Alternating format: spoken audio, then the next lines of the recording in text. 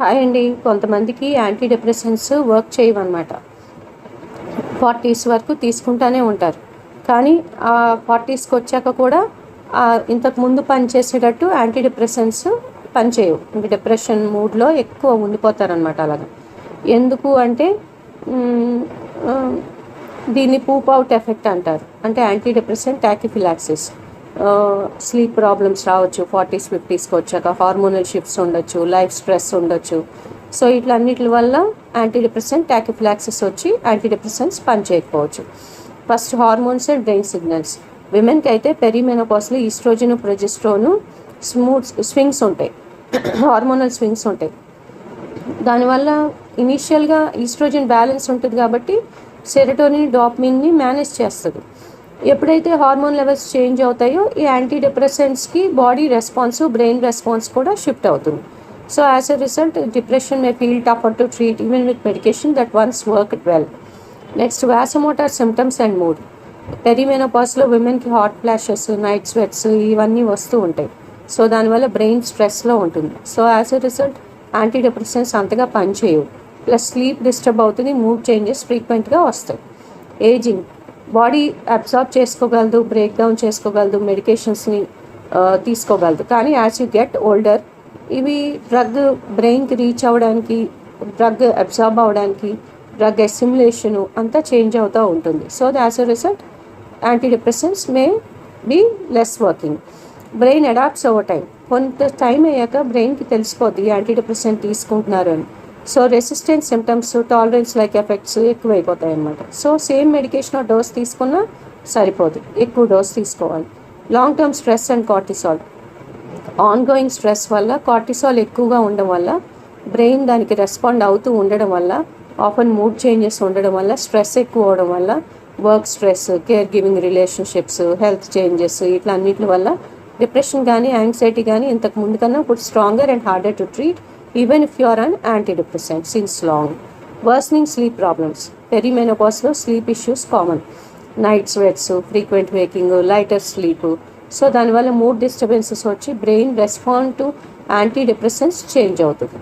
So sleep ఇష్యూస్ని సరిగ్గా treat చేస్తే కొంచెం డిప్రెషన్ ఇంప్రూవ్ చేయొచ్చు.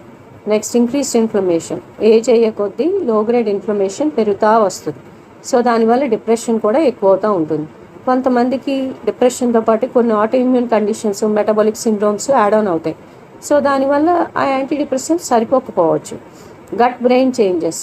గట్ బ్రెయిన్ యాక్సిస్ అంటారు. గట్ సరిగ్గా ఉంటే బ్రెయిన్ కూడా సరిగ్గా ఉంటుంది. సో ఎక్కువ సెరటోనిన్ గట్లోనే ప్రొడ్యూస్ అవుతుంది. సో మూడ్ ఎఫెక్ట్స్ అనేది బ్రెయిన్ సిగ్నలింగ్ బట్టి చేంజ్ అవుతూ ఉంటాయి. ఎప్పుడైతే గట్ మైక్రోబయోమ్లో చేంజ్ ఉంది, డైజెషన్ ఇంపేర్ అయింది, ఇన్ఫ్లమేషన్ స్టార్ట్ అయింది, దానివల్ల మూడ్ ఎఫెక్ట్ అయ్యి response to antidepressants shift అవుతూ ఉంటుంది. సో ఈ పెరిమెనోపాస్లో హార్మోనల్ షిఫ్ట్స్ వల్ల గట్ ఇంబ్యాలెన్స్, గట్ ఎలా పనిచేస్తుంది, గట్ ఫంక్షన్ ఇంబ్యాలెన్స్ అయ్యి so that may impact your treatment response. And ఇంకొకటి, యువర్ డిప్రెషన్ హ్యాస్ చేంజ్డ్. ఇంతకుముందు ఉన్న డిప్రెషన్ కాకుండా న్యూ సిమ్టమ్స్ యాడ్ అయితే న్యూ టైప్ ఆఫ్ డిప్రెషన్ కూడా మనం డయాగ్నోస్ చేయొచ్చు. అండ్ దానివల్ల బ్రెయిన్ ఫాగ్ ఉండొచ్చు, లో ఎనర్జీ ఉండొచ్చు, లాస్ ఆఫ్ మోటివేషన్ ఉండొచ్చు. ఇంతకుముందు వర్క్ చేసే వాళ్ళే 40స్కి 50స్కి వచ్చాక పని మానేసి ఇంట్లో కూర్చోవచ్చు. సో అలాంటివి అనమాట. అనదర్ మెడికల్ కండిషన్, ఏదన్నా మనకి ఈ 40 years వచ్చినప్పుడు థైరాయిడ్ డిసార్డర్స్ కానీ, డయాబెటీస్ కానీ, క్రానిక్ పెయిన్ కానీ, మెంటల్ స్ట్రెస్ కానీ ఎక్కువ అవడం వల్ల డిప్రెషన్ సిమ్టమ్స్ కూడా ఎక్కువ అయ్యే ఛాన్స్ ఉంటుంది. Perimenopause is a turning point. So menopause రాకముందు పెరిమెనోపాస్ పీరియడ్ అని ఉంటుంది. అంటే before the onset of menopause.